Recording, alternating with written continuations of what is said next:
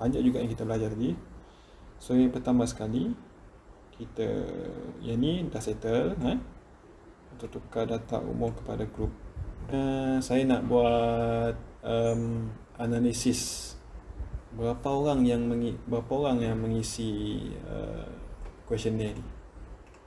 Kan ni ada umur kan, nak tahu berapa dari 0 hingga 15 tahun ada berapa, 21 hingga 25 tahun ada berapa orang isi. Klik kat sini juga, run descriptive statistic. Kalau kita klik ni tadi, run descriptive statistic tadi, dia pun akan keluarkan analisis jugalah. Tapi analisis ni by umur yang ada, 17, 8, macam umur kan. Umur 17 tahun ada seorang, 18 tahun ada 3 orang, macam tu.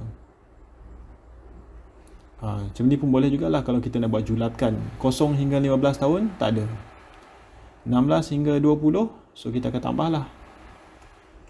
Tambah 1 sampai 20, 17 sampai 20 ni kita akan tambah frekuensi berapa orang. 21 sampai 30 berapa orang. Boleh jugalah cara ni. Frekuensi, kita boleh buat frekuensi analisis kat sini. So caranya kita nak buat analisis ni, berapa orang yang jawab pembangunan soalan ni lah, pembangunan memiliki latar belakang orang asli tidak pernah 30 orang. So caranya tadi, pergi ke analisis, frequencies, kita kena select variables tadi, soalan tadi, tukar kepada variables name. Soalan apa? So I just randomly pilih lah. Saya nak soalan bahagian B, soalan C. Inilah BC. Okay, tekan shift, select BC 5. Okay, dia akan automatic ni, so dia akan pindah. So variables ni yang kita akan analyze, maksudnya analyze dari segi frekuensi lah. So kita just tekan OK. So apa yang dia buat, dia akan keluar lah.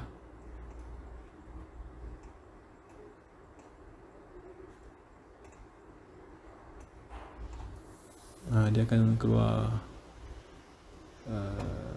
analisis.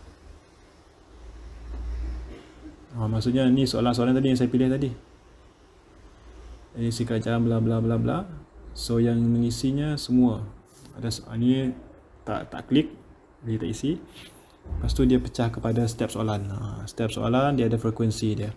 Yang menjawab tidak pernah 95, yang menjawab kadang-kadang 39. So dia dah buat siap-siap dah. Dan you all mungkin akan tanya, kalau buat analisis frekuensi ni guna Microsoft Excel, pivot table pun boleh? Yes, betul. Kita guna pivot table pun boleh actually kalau kita nak buat frekuensi. Tapi SPSS-nya lebih daripada tu, lebih daripada kita nak buat laporan frekuensi. Dan dia lebih mudah SPSS ni. Kalau Excel kita nak kena banyak klik lah. Kalau SPSS kita just klik apa? Kita just klik analyze frequencies. Lepas tu pilih variable apa yang kita nak kaji frekuensi dia. Ok. Itu kelebihan SPSS lah. Dan bukan itu je, dia ada banyak lagi. Dia ada banyak lagi ya. Ok. So itu dah. Ok, saya dah tunjukkan macam mana nak buat ni. Sama je. Ni soalan dia, panjang lagi soalan dia. Lepas tu berapa frekuensi. Dia sekali dengan persen lah. Sekali dengan persen lah. Ok. Okay, ni macam mana kita nak test hypothesis yang kita dah buat. So bila kita nak test hypothesis, biasanya hypothesis ni datang daripada variables yang kita nak kaji lah. So untuk case yang pertama ni kita ada dua variable. Variable yang pertama adalah pandangan dan pengalaman berkaitan dengan pelaksanaan polisi untuk membangunkan orang asli. Variable pertama. Variable yang kedua adalah pendekatan pelaksanaan polisi membangunkan orang asli. Jadi soalan pandangan dan pengalaman ni dia bukan satu soalan. Dia ada banyak soalan, ada 10 soalan. So kita kena jadikan 10 tu jadi satu. Kita kena compute kan. So apa kita buat, kita pergi ke SPSS tadi. pergi ke question dulu. Kita tengok dulu soalan yang pasal pandangan tadi. Ni yang saya cakap yang tadi, pandangan dan pengalaman ni adalah merujuk kepada soalan B, bahagian B 1 sampai 10. Tengok dia ada banyak 10 soalan. So kita kena computekan jawapan kepada 10 soalan ni kepada satu figure. Untuk jadikan dia sebagai variables lah, pada variables kita. So macam mana kita nak compute? Pergi ke transform. Transform maksudnya kita nak transform 10 data daripada 10 soalan tadi kepada satu je. Klik compute variable. Okay, so kita kena namakanlah hasil computing tadi. So kita akan, saya akan tulis compute pandangan lah, short form lah. Yang penting tak ada jarak. So compute pandangan. So kita select soalan tu. Soalan dia adalah B1 kan. Okay, B1 sampai B10. B1 sampai, so cara nak klik satu-satu pun leceh. Kalau nak select banyak ni, kita akan type sum, SUM, dalam kurungan B1, double klik 2 BB10, tutup kurungan. So variables kita adalah BB1 sampai BB10. Kita nak computekan BB1 hingga BB10 ni. So kita just tekan OK. So dia keluar dekat mana? Result dia keluar dekat sini lah. Dekat data view ni, hujung sekali. Compute pandangan number variables tu. So kita dah compute jawapan BB1 hingga BB10 tadi bagi setiap orang. Responden pertama 35, 36, bla bla bla bla. So ini adalah variables variables pertama tadi kan, variables pertama ni. Variables pertama, pandangan dan pengalaman berkaitan pelaksanaan polisi untuk OA. So kita nak compute variable kedua. Variable kedua ni pun sama. Dia ada banyak soalan. Pendekatan pelaksanaan polisi mengawasi. So kita tengok soalan pendekatan pelaksanaan ni dekat mana. Ni C. Jadi bahagian B C. So sama juga, kita akan compute.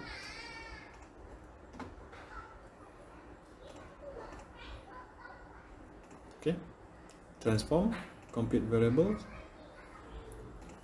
Short form ini adalah pendekatan lah. Bukan pendekatan, apa dia? Pendekatan apa lah? Pendekatan. So BC tadi kan, BC.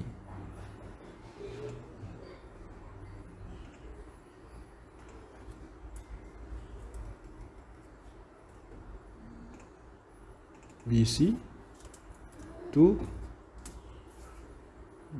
mana BC? Ke sini. Okey, kita akan computekan BC1 sampai BC5 ni. Dia akan jadi, result dia akan keluar. Tengok, execute. Yang pandangan tadi kita dah execute. Pendekatan dia pun kita dah execute. Dia akan appear dekat sini. Compute pendekatan. So kita dah compute variables pandangan, kita dah compute variables pendekatan. Okay, kita dah compute variables untuk soalan pandangan, dan juga kita dah compute variables untuk soalan pendekatan. Sekali lagi, ini terdiri pada data daripada banyak soalan yang berkaitan dengan pandangan, dan soalan-soalan yang dijawab oleh responden berkaitan dengan pendekatan. Pendekatan yang digunakan untuk polisi orang asli itulah. So kita dah ada variables untuk pandangan dan variables untuk pendekatan. Di dua-dua variables ni kita nak tengok hubung kait dia kan, hubung kait dan juga perbezaan. Jadi kita dah develop hipotesis, alternatif hipotesis alternatif HA1, iaitu terdapat perkaitan yang signifikan di antara pandangan dan pengalaman dan pendekatan pelaksanaan polisi dalam membangunkan polisi untuk OA. Dan juga lawan kepada hipotesis alternatif ni adalah hipotesis null, HO, iaitu kita tambah tidak je lah. Tidak terdapat perkaitan yang signifikan. So kita nak uji, ada tak perkaitan yang signifikan di antara dua variables ni. Jadi kalau ada dua variables, kita nak tengok perkaitan dua variables, apa analisis yang kita perlu guna. Jadi jawapan dia adalah mana tadi ya? Transform ke analyze correlate by variate. Analyze correlation by variate. Okay, flip by variate. So now kita nak masukkan variable kita nak ni tadilah. Apa variable pertama tadi adalah compute pandangan. So kita pergi ke cari compute pandangan dan juga compute pendekatan. By shift lah, dia tekan control, so masukkan. So kita nak analisis menggunakan Pearson apa tadi? Correlation. Nak kaji apa perkaitan signifikan tak? Signifikan tak perkaitan di antara dua variables ni kan? So kita just klik OK. So result dia dekat sini. Dia nampak kan, dia dah masuk kat file output. So result correlation tadi adalah, so apa yang kita tengok dekat sini, kita ada variables pandangan, variables pendekatan. Kita akan tengok significance lah, value significance ni kan. Value significance untuk pandangan, value significance untuk pendekatan. So kita tengok sini 0.000. Ini pun sama, 0.000. So bila 0.00 ni adalah di bawah daripada 0.05, maksudnya lebih kecil daripada 0.05, maksudnya adalah significant. Jadi kita akan cakap result hasil kajian untuk dua variables ni adalah significant. So terdapat perkaitan yang signifikan antara pelaksanaan. So kita akan cakap reject hypothesis null. Reject hypothesis null lah. So itu adalah macam mana kita nak membuktikan hipotesis alternatif ni betul ke tak, menggunakan dua variables ni. So kena ingatlah, setiap kajian dia ada hipotesis dia. Ada juga kajian yang tidak ada, tapi kebiasaannya adalah hipotesis.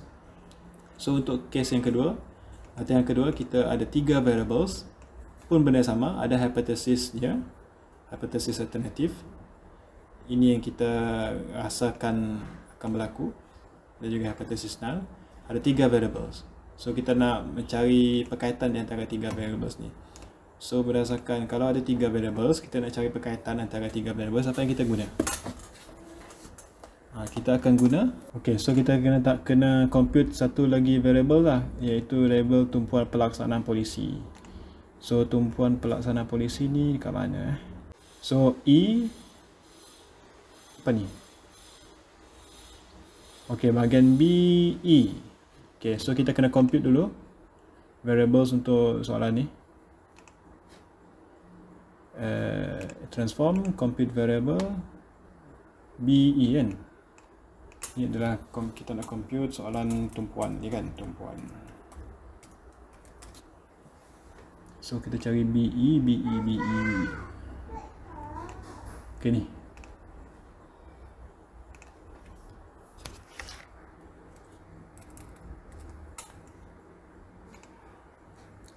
BE. Sampailah BE 9. So klik OK. Now dia dah compute. Untuk tumpuan. So kita dah ada tiga variable kita nak kaji tadi. Jadi bila ada tiga variable, kita nak guna jadi kita nak cari perkaitan ataupun correlation di antara tiga variables ni. Jadi bila kita ada 3 variables dan kita nak cari korelasi berkaitan antara 3 variables ni, kita akan menggunakan analisis regression lah. Regression ni maksudnya sendiri pun maksud untuk mencari, untuk menyukat, measure the correlation between variables lah, variable or output and other variables. So antara 3 variables ni, output variable dia adalah tumpuan. So apa yang kita buat, kita dah compute 3 variables ni, kita just klik analyze and then cari regression linear. Okey, jadi kita keluar balik kotak ni adalah kotak untuk kita masukkan variables ke dalam variables ni ke dalam dependent variables dan independent variables. Lepas tu kita akan klik OK lah. So dependent variables ni adalah output lah, iaitu ni compute tumpuan. So kita cari compute tumpuan. Okey, masuk. And then independent variables adalah the rest lah, 2 lagi ni. Okay. And then pendekatan, okay. And then method is enter, lepas tu klik OK. Jadi SPSS dia akan kira result analysis regression linear. Dia letaklah variables apa yang kita masukkan tadi, pendekatan dan juga pandangan. Regression kita fokus kepada significant value. Mean square F ni dia tak terangkan tadi, mungkin next session lah kot. So kita tengok significant value. So significant value adalah 0.000, iaitu lebih kecil daripada 0.05. Bila lebih kecil daripada 0.05 bermaksud significant. Bila significant maksudnya hipotesis alternatif kita ni betul dan kita reject hipotesis null. Jadi bila kita reject hipotesis null, kita akan menyatakan terdapat perkaitan yang signifikan lah, signifikan antara pelaksanaan pendekatan dan tumpuan polisi dalam membangunkan polisi orang asli. Kita boleh yakin menyatakan dah ada result tadi yang menyatakan 3 variables ni dia saling berkaitan. Menggunakan kaedah regression linear, 3 variables ni saling berkaitan. Terdapat perkaitan yang signifikan dalam pelaksanaan dan pendekatan polisi terhadap tumpuan membangunkan polisi orang asli lah. So lebih kurang macam itulah maksudnya. Jadi kita nak buktikan hipotesis kita ni betul lah, hipotesis alternatif ni kita betul dengan menggunakan kaedah regression linear dalam sistem SPSS. Alright. So untuk 3 variables kita dah buat analisis korelasi ataupun perkaitan lah. Korelasi untuk 3 variable kita dah buat analisis korelasi untuk 2 variable.